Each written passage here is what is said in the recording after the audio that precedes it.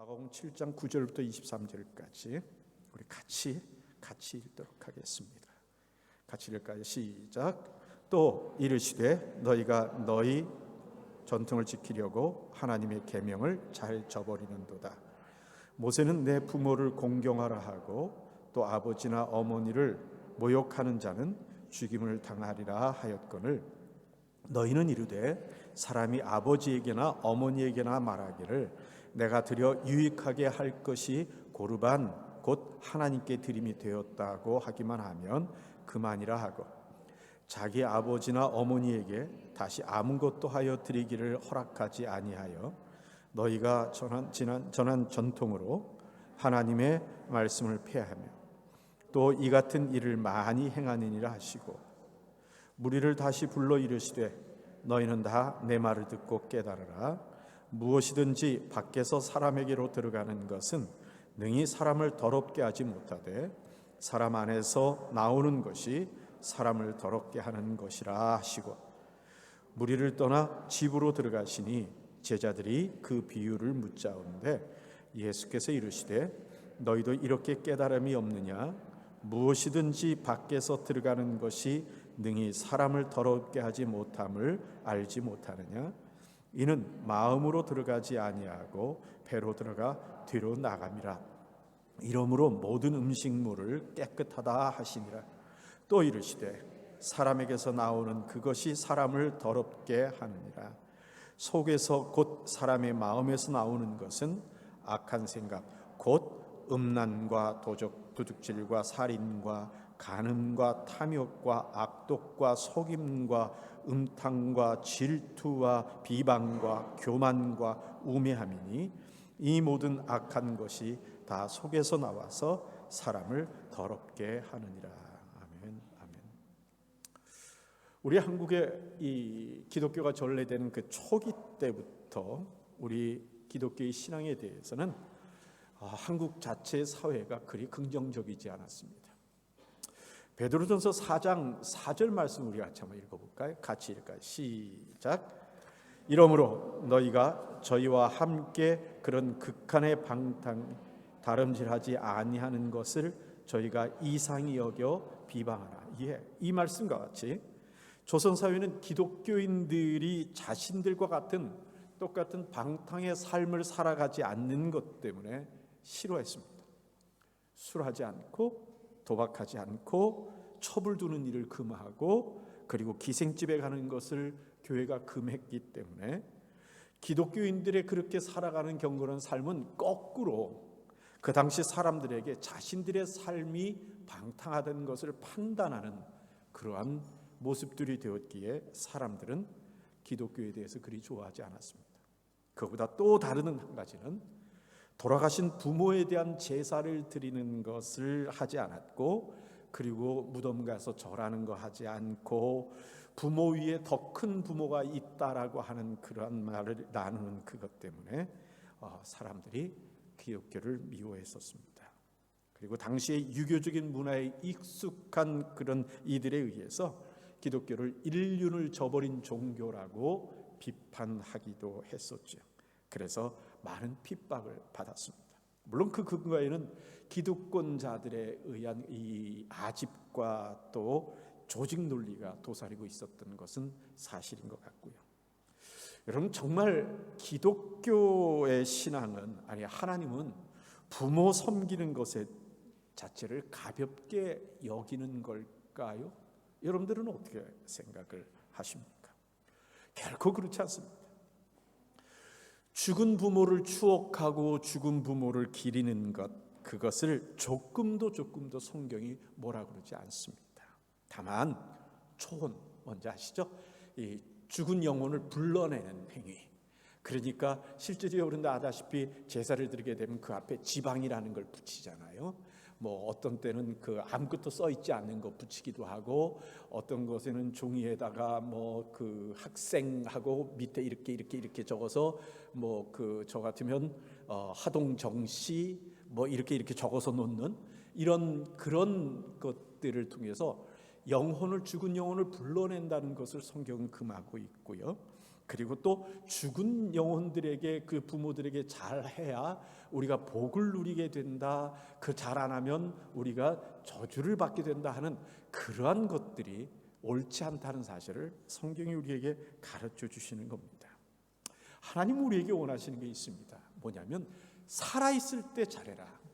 살아있는 부모에게 잘하고 섬김을 다하는 것이 옳은 것이다.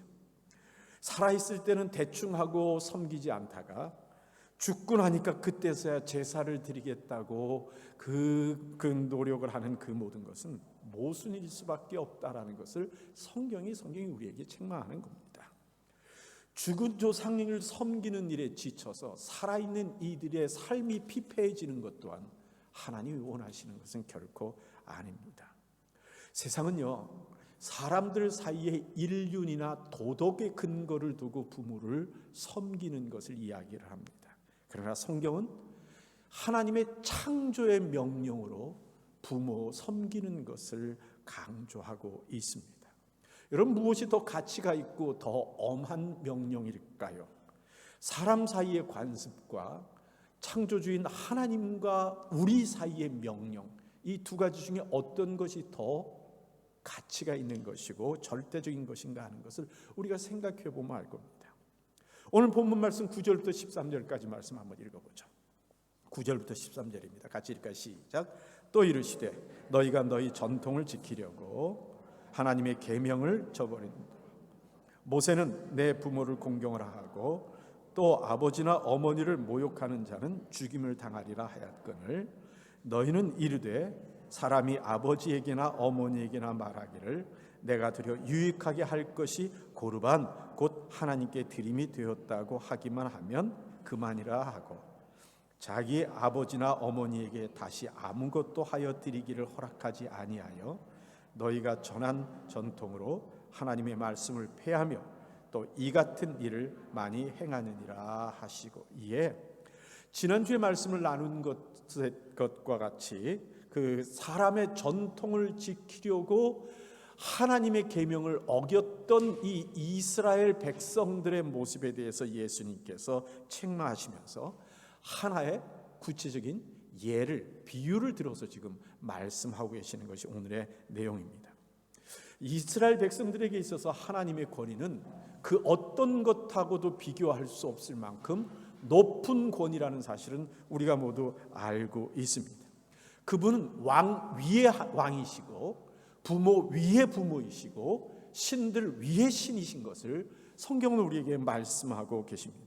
그래서 하나님을 향한 그 모든 선택은 우리의 행동의 그 어떤 것보다도 우선된 것이 우리들의 올바른 모습입니다.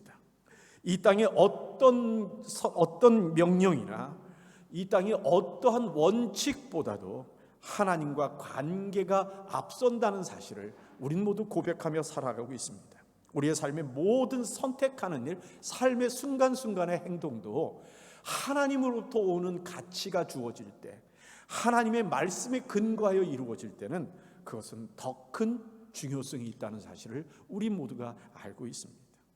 하나님께서 이스라엘 백성들에게 예물을 바치라고 하셨습니다. 11조와 헌물이고 또 서원의 예물들입니다. 인간의 어떤 원칙도 이것을 금지할 수 없습니다. 이를 모든 유대인들이 다 알고 있습니다. 그런데 사람들은요, 하나님의 이름을 이용해서, 하나님이 우리에게 주신 그 명령을 이용해서 자기들의 악한 마음을 덮는 일들을 종종 하곤 합니다. 그 예가 오늘의 말씀에 나타나는 이 고르반이라는 말입니다.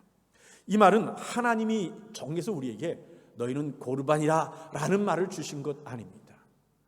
이것은 인간이 하나님을 바로 섬기겠다고, 하나님에 대한 온전한 헌신을 하겠다고 사람들이 만들어 놓은 단어입니다. 이 단어의 뜻은, 고르반이라는 단어의 뜻은 오늘 성경에 나타났듯이 하나님께 드림이 되었다, 하나님께 바친 것이다 라는 의미를 갖습니다. 사람이 됐건 물건이 됐건 시간이 됐건 하나님께 바쳐진 것이라는 것에 대한 의미의 단어입니다. 여러분, 민수기 30장 2절 말씀 같이 한번 읽어볼까요? 민수기 30장 2절입니다. 같이 한번 읽죠. 시작. 사람이 여호와께 서원하였거나 마음을 제어하기로 서약하였거든 파약하지 말고 그 입에서 나온 대로 다 행할 것이라. 예, 하나님께 한번 약속을 한 것은 절대로 파약하지 말고 지켜야 한다라고 성경이 말씀을 하십니다. 레위기 27장 28절 29절 말씀 같이 한번 읽을까요? 시작. 오직 여호와께 아주 바친 그 물건은 사람이든지 생축이든지 기업의 밭이든지 팔지도 못하고 속하지도 못하나니 바친 것은 다 여호와께 지극히 거룩함이며 아주 바친 그 사람은 다시 속하지 못하나니 반드시 죽일지니라. 이게 성경이 하나님에 대해서 대하는 우리 인간들의 자세에 대한 이야기를 나눕니다. 우리가 성경을 다 읽지는 않았지만 그런데 이 레위기에 보면 이런 얘기가 있습니다. 예를 들면 이런 겁니다. 우리가 하나님 앞에 예물을 드리기로 헌금하기로 했는데 100유로를 드리기로 했습니다. 그래서 준비하고 왔는데 갑자기 예배 드리다가 아까워지기 시작한 겁니다. 그래서 슬쩍 100유로짜리를 집어넣고 주머니에서 지갑에서 50유로짜리를 하나님 앞에 꺼내서 드렸습니다. 레위기에서 뭐라 그러냐면 그러면 그 100유로짜리도 하나님 거고 50유로짜리도 하나님 거다. 둘 다 바쳐야 한다 라고 말씀을 하십니다. 지금 금액을 얘기하는 게 아닙니다. 뭘 얘기하는 거죠? 하나님을 향한 인간의 이 악한 마음을 초기부터 막기 위해서 하나님께서 정하신 그런 경계함입니다. 만일 부득이하게 내가 하나님께 서약을 했는데도 불구하고 바꿔야 될 상황이 있다면 그렇다면 제사장한테 가서 그것을 허락받아야 하고 그리고 바꾸어서 드리는 것은 전에 드리려는 것보다 더 나은 것이어야 한다라는 것이 하나님께서 율법을 통해서 우리에게 하시는 말씀입니다. 다 마음을 다하고 뜻을 다하고 힘을 다하여 하나님을 섬기려고 하는 그것의 올바른 순종에 관한 이야기를 하나님께서 하시는 겁니다.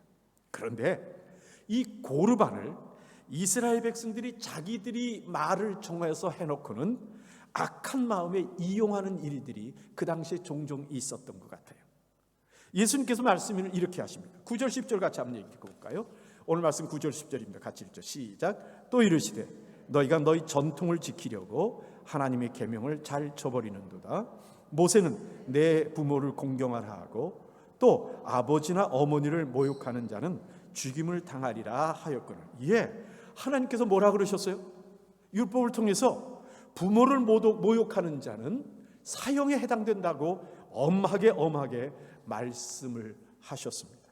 그런데 부모님이 집에 찾아와서 필요한 것을 요청을 합니다. 야, 그것 좀 나야 필요한데 주면 안 되냐? 라고 얘기하니까 그 자녀가 부모한테 드리기가 아까운 겁니다. 그러니까 부모한테 뭐라 그러냐면 아이고 아버님 이거 어떡합니까? 이거 고르반입니다 라고 말하는 겁니다. 이거 고르반이어서 드릴 수가 없네요. 아버님 드렸으면 좋겠는데 근데 이거 어떡하죠? 하고 안 드리는 겁니다. 그러면 예수님께서 뭐라고 그러시냐면 12절에서 한번 같이 읽어볼까요? 시작. 자기 아버지나 어머니에게 다시 아무것도 하여 드리기를 허락하지 아니하여. 무슨 말일까요? 그래서 이것을 고르반 했으면 그럼 아버지 어머니에 필요한 것을 다른 것으로 대체해서 드려야 하는데도 불구하고 고르반 해놓고는 다른 것으로 대체해서 부모의 필요를 채우지 않아 버리고 마는 겁니다.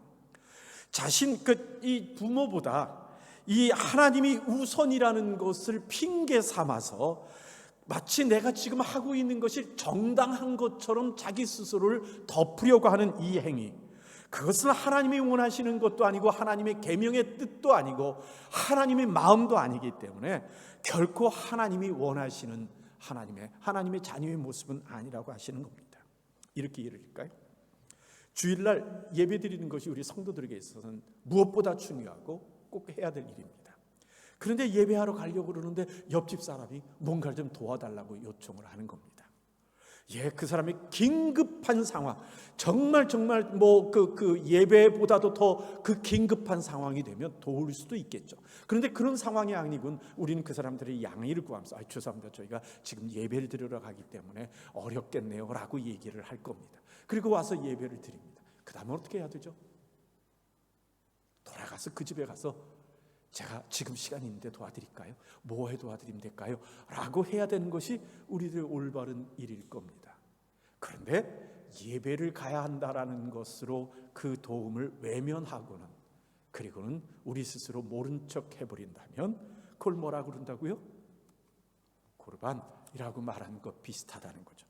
또요, 도와달라고 하는 것에 도움을 주기 싫어서 핑계로 예배를 가야 한다든가 핑계로 하나님의 이름을 대는 그것은 성경에 보니까 악함이라고 우리에게 말씀하시는 겁니다. 우리는 종종 이런저런 핑계를 우리가 만들고 내 삶의 원칙들을 만들어서 마치 그 원칙을 지키는 것이 옳은 것인 양 하면서 해야 될 일들을 하지 않고 덮어버리는 일들, 잘못을 감추는 일들이 종종 있기도 합니다. 우리가 이런 예를 하나 들어볼게요. 제가 예전에 청년대학부를 가르칠 때 대학부 학생 한 명이 저에게 찾아왔습니다.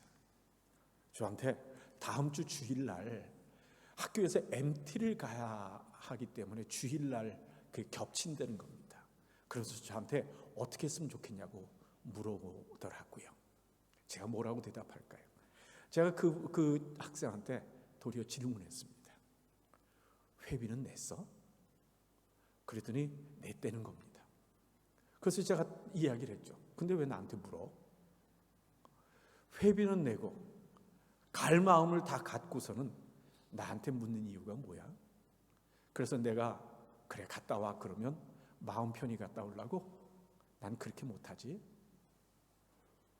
갈 마음은 다 결정하고 나서 나한테 묻는 것은 내 마음속에 갖고 있는 짐을 좀 낮춰보겠다는 거잖아. 난 그렇게 못해. 네가 알아서 결정하고 결과도 네가 가져가 라고 이야기를 했습니다. 너무 날카로웠죠? 젊어서 그랬을 것 같아요. 요즘 같은 제가 함부로 그런 얘기를 잘 안 할 것 같아요. 거기서 제가 갔다 와라 말라 하는 것이 어떤 의미가 있습니까? 제가 허락하면 갈 수 있고 제가 허락하지 않으면 못 가는 건가요? 또 여러분, 제가 거기서 안 돼, 교회 와 라고 말을 하면, 예배 드려라고 하면 예 알겠습니다 하고 그 대학생이, 그 청년이 그렇게 할까요? 아니요 이게 좀 더 힘들고요 뭐 어렵고 하면서 저한테 뭔가 변명을 하며 허락을 받으려고 논쟁을 하게 되겠죠. 제가 그 함정에 빠져야 될 이유가 뭐가 있을까요? 혹시 우리의 선택들 중에서도 우리에게 유리한 하나님의 말씀을 명분 삼아서 또 다른 하나님의 말씀에 순종하지 않으려고 하는 시도들을 우리가 하고 있지는 않은가? 우린 깊이 한번 생각해 봐야 합니다. 하나님께 예배는 어떻게 드려야 되죠? 신령과 진정으로 드려야 합니다. 그런데 어느 날 마음에 상한 일이 있고 툭탁툭탁 하는 일이 있었습니다. 아침에 예배 오기 전에 집에서 뭔가 문제가 생겼습니다. 그래서 뭐라 그래요? 하나님께 신령과 진정으로 예배드리라 그랬는데 나 이런 마음으로는 교회 못 가. 이게 뭐 이렇게 해서 어떻게 예배드려? 난 오늘 못 가. 하고 얘기하는 것에 대해서 여러분들 어떻게 생각을 하십니까? 마음의 혼란이 와서 예배드리기 어려우면 찾아와서 하나님 앞에 이 예배드리기 어려운 마음을 드리면서 하나님의 은혜를 구하는 것이 신령과 진정으로 드리는 예배입니다. 그러지 않고 내 잘못된 욕구를 정당화하는 일에 하나님의 말씀을 사용한다면 그것은 우리의 중심을 보시는 하나님 앞에 옳지 않은 것이라는 사실을 기억해야 합니다. 갈라디아서 6장 7절 8절 말씀 우리 같이 한번 읽어볼까요? 같이 읽죠. 시작. 스스로 속이지 마라. 하나님은 만홀히 여김을 받지 아니하시나니 사람이 무엇으로 심든지 그대로 거두리라. 자기의 육체를 위하여 심는 자는 육체로부터 썩어진 것을 거두고 성령을 위하여 심는 자는 성령으로부터 영생을 거두니라. 예, 여러분, 내 스스로가 변명을 그럴싸하게 만들었다고, 내가 하나님의 말씀을 들어서 나의 명분을 만들었다고, 그것에 하나님이 속으실 거라고 생각하는 것은 그건 우리가 하나님을 모르는 것뿐만 아니라 우리 자신이 나를 속이는 것일 수밖에 없는 겁니다. 둘째로, 오늘 그런데 예수님께서 이런 얘기를 하시네요. 우리의 더러움이라는 것, 그러니까 이 모든 더러움이라는 것 자체가 밖에서 무엇이 들어가느냐에 의해서 만들어지는 것이 아니라 내 속에서 나오는 것에 의해서 이 더러움이 만들어진다고 말씀을 하십니다. 여러분 14절부터 우리 같이 한번 읽어볼까요? 14절부터 다시 한번 읽겠습니다. 시작. 무리를 다시 불러 이르시되 너희는 다 내 말을 듣고 깨달으라. 무엇이든지 밖에서 사람에게로 들어가는 것은 능히 사람을 더럽게 하지 못하되 사람 안에서 나오는 것이 사람을 더럽게 하는 것이니라 하시고 무리를 떠나 집으로 들어가시니 제자들이 그 비유를 묻자오는데 예수께서 이르시되 너희도 이렇게 깨달음이 없느냐? 무엇이든지 밖에서 들어가는 것이 능히 사람을 더럽게 하지 못함을 알지 못하느냐? 이는 마음으로 들어가지 아니하고 배로 들어가 뒤로 나감이라. 이러므로 모든 음식물들을 깨끗하다 하시니라. 또 이르시되 사람에게서 나오는 그것이 사람을 더럽게 하느니라. 속에서 곧 사람의 마음에서 나오는 것은 악한 생각 곧 음란과 도적질과 살인과 간음과 탐욕과 악독과 속임과 음탕과 질투와 비방과 교만과 우매함이니 이 모든 악한 것이 다 속에서 나와서 사람을 더럽게 하느니라. 예. 손을 씻지 않고 먹는 그것을 그렇게 민감하게 생각하는 이 바리새인들에게 예수님이 말씀을 분명히 하시는 겁니다. 마태복음 15장 20절 말씀 우리 같이 한번 읽어볼까요? 같이 읽죠. 시작. 이런 것들이 사람을 더럽게 하는 것이요 씻지 않는 손으로 먹는 것은 사람을 더럽게 하지 못하느니라. 죄송합니다. 예, 손을 씻지 않고 먹는다고 하나님께 불교한 것 아닙니다. 손을 씻지 않고 먹는다고 그것이 우리에게 죄를 만드는 것이 아닙니다. 우리 마음에서 나오는 그 악함이 하나님께 책망받을 것들이라고 말씀하시는 겁니다. 구체적으로 주님께서 이런 말씀까지 하시잖아요. 밖에서 들어가서 먹는 것은 입으로 들어가서 뒤로 배설물을 나와버리고 만다. 우리의 마음에서 나오는 악함이라는 것은 결과적으로 죄를 짓게 만드는 것이고 그리고 하나님의 마음을 아프게 하는 결과를 맞게 되는 것이다 라고 하시는 겁니다. 예수님이 이 지적하시는 것에 바리새인들 마음에 걸림이 있었던 것 같아요. 15장 12절부터 13절 읽어볼까요? 시작. 이에 제자들이 나와 가로되 바리새인들이 이 말씀을 듣고 걸림이 됨을 아시나이까? 예수께서 대답하여 가라사대 심은 것마다 내 천부께서 심지 않으신 것은 뽑힐 것이요. 예. 뭐라고 그러니까 이 제자들이요. 이 같이 예수님이 말씀하실 때 있다가 보니까 예수님의 이 말씀 때문에 바리새인들의 얼굴이 죽어가는 것을 본 겁니다. 그러자 이제 따로 모여 있을 때 예수님 앞에 그렇게 얘기한 거죠. 아니 예수님 아까 그렇게 심하게 얘기하셨어요. 아까 그것 때문에 바리새인 그 사람들 그냥 얼굴이 그냥 그렇게 되는 것 예수님 못 보셨어요? 라고 이야기를 하는 겁니다. 아마도 예수님을 걱정하는 거겠죠. 자기들의 손 씻지 않은 것 때문에 예수님께서 곤란을 겪는 것까지 같이 염려하기 때문에 말을 하는 걸 겁니다. 그러자 예수님께서 더 엄하게 제자들에게 말씀하십니다. 14절 말씀 같이 한번 읽을까요? 시작. 그냥 두어라. 저희는 소경이 되어 소경을 인도하는 자로다. 만일 소경이 소경을 인도하면 둘이 다 구덩이에 빠지느니라 하신대. 예, 주님의 말씀입니다.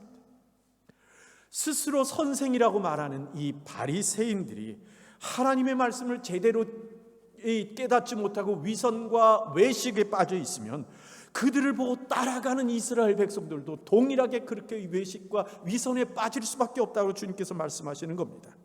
그래서 선생들은 조심해야 된다고 얘기하는 겁니다. 저에게 하시는 말씀인 거죠. 선생들은 조심해야 된다고 말씀하시는 겁니다.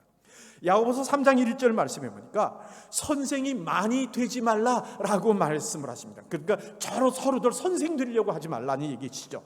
왜냐하면 잘못한 결과로 만들어진 그 열매들을 자기에게 책임을 당하게 되는 겁니다. 그래서 뭐라고 말씀하십니까? 더 큰 심판을 받을 줄 알고라고 말씀을 하시는 겁니다. 마태복음 23장 3절 말씀해 보니까 예수님께서 교사라고 스스로 나서는 사람들, 바리새인들에 대해서 이런 책망을 하십니다. 같이 한번 읽어볼까요? 시작. 그러므로 누구든지 저희의 말하는 바는 행하고 지키되 저희의 하는 행위는 본받지 말라. 저희는 말만 하고 행하지 아니하니라.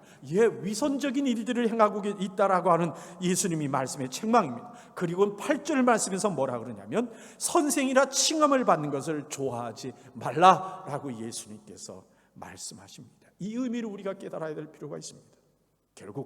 결국은 그 결과로 가르친 자나 배우는 자나 둘 다 구덩텅이에 빠지게 되고, 특히나 가르치는 자는 더 큰 어려움을 겪는 겁니다.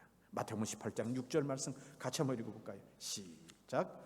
누구든지 나를 믿는 이 소자 중 하나를 실족하게 하면 차라리 연재 맷돌을 그 목에 달리고 깊은 바다에 빠지는 것이 나으니라. 선생이라 하는 자들, 이들의 잘못의 크기를, 그 엄중함을 주님께서 말씀하고 계시는 겁니다. 참 두려운 말씀입니다. 씻지 않는 손으로 먹는 건 겨우 우리 몸을 어렵게 하는 것에 끝날 수 있습니다. 그러나 마음으로부터 나오는 악함은 나의 몸, 나의 영혼, 나의 인격뿐만 아니라 다른 이들의 영혼, 다른 이들의 인격, 다른 이들의 삶 또는 공동체까지 파괴하는 일들을 만들어버리고 마는 겁니다. 그것은 내 입으로 들어가는 것 때문에 나타나는 결과가 아닙니다. 내 속에서 나오는 것 때문에 나타나는 결과입니다. 오늘 본문 말씀 7장 21절, 20절, 23절까지 말씀을 우리 한번 다시 보도록 하죠. 시작. 속에서 곧 사람의 마음에서 나오는 것은 악한 생각.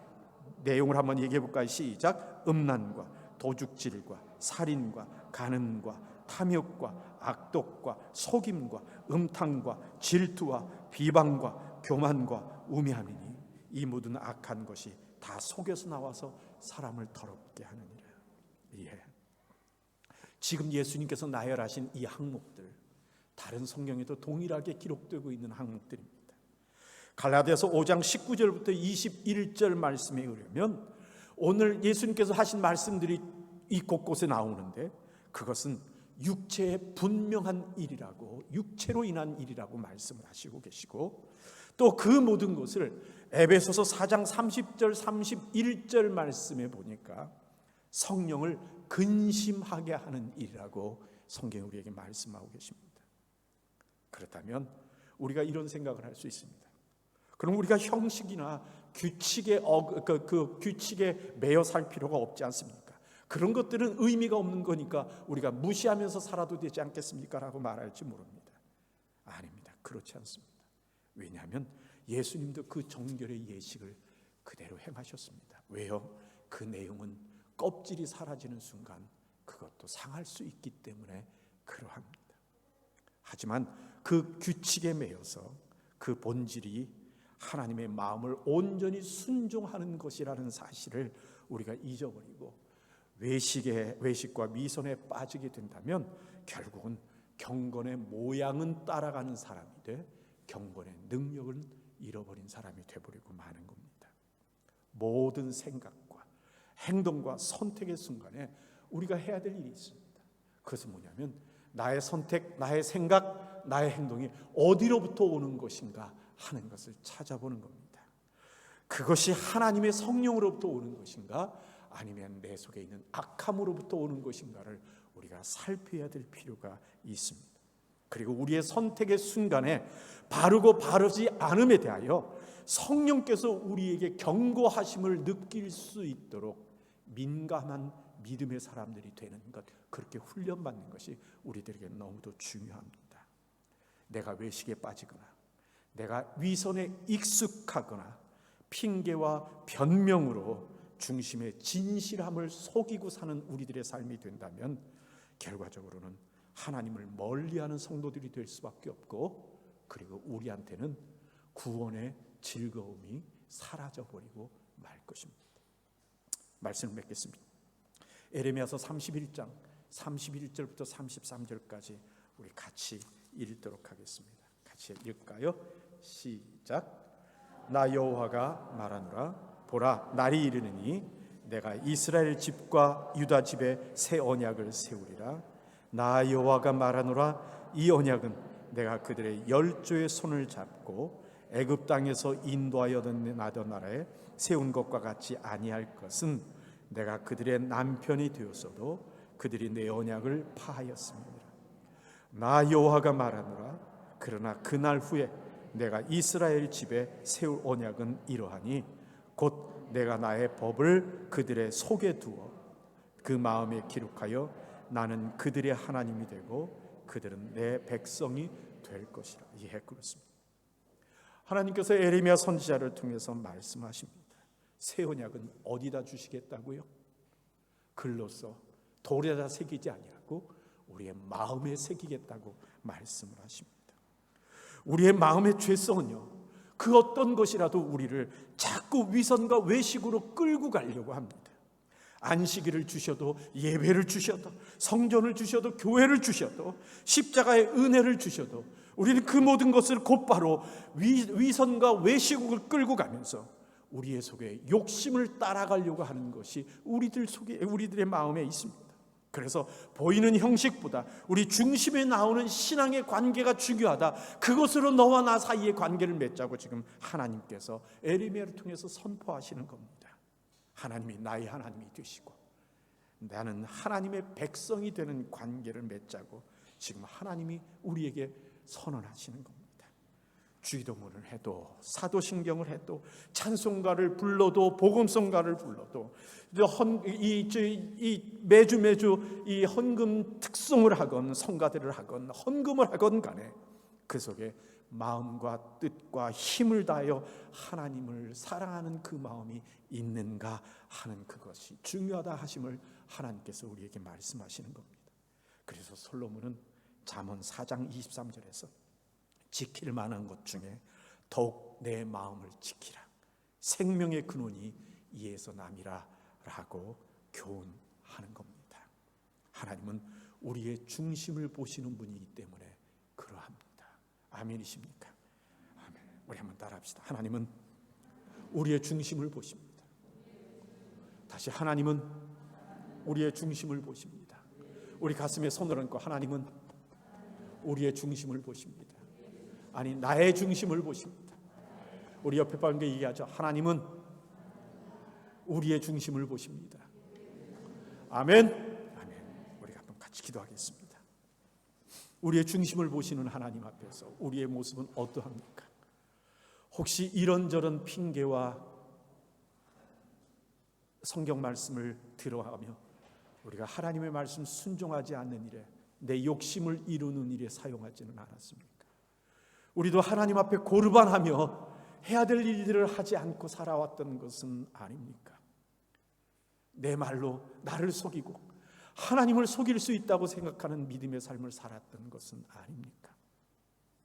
이 시간에 주님 앞에 고백합니다. 하나님, 내 중심을 보시는 하나님 앞에 항상 깨어있는 내가 되게 하셔서 어떤 일을 선택하든지 생각하든지 말하든지 행동하든지 간에 성령께서 내게 주시는 그 음성 경고를 깨달을 수 있는, 느낄 수 있는 내가 되어서 하나님 앞에 온전히 서는, 경건의 능력을 갖고 서는 내가 되게 하옵소서.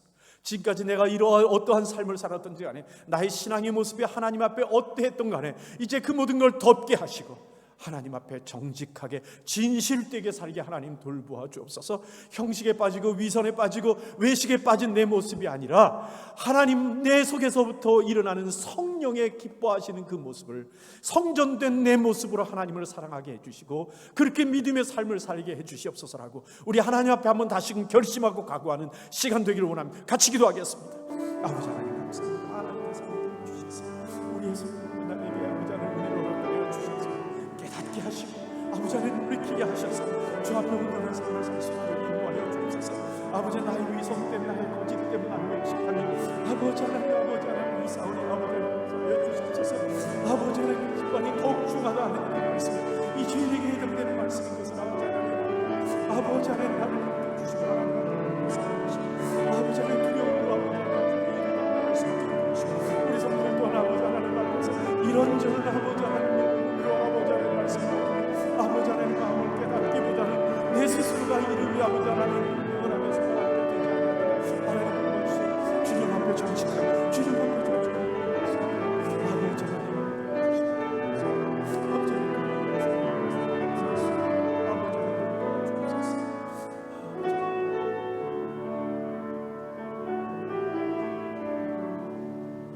아버지 하나님 아버지 하나님 앞에 정직하게 하여 주옵소서.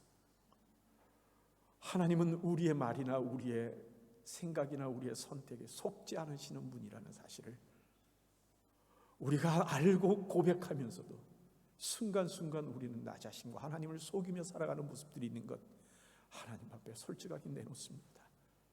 우리를 돌이켜 주시고 아버지 하나님 변화시켜 주셔서 하나님 앞에 정직한 우리 되게 하시고 마음과 뜻과 힘을 다하여 하나님을 사랑하는 우리의 모습, 그 어떤 것보다도 마음을 돌이켜보며 그 모든 것이 어디로부터 나온 것인지를 항상 깨달아가는 우리 되도록 하나님 돌봐주셔서 내 입에 하나님 앞에 나를 위한 변명하는 이 되지 아니하도록 하나님께서 함께하여 주옵소서. 예수님 이름으로 기도하옵나이다. 아멘.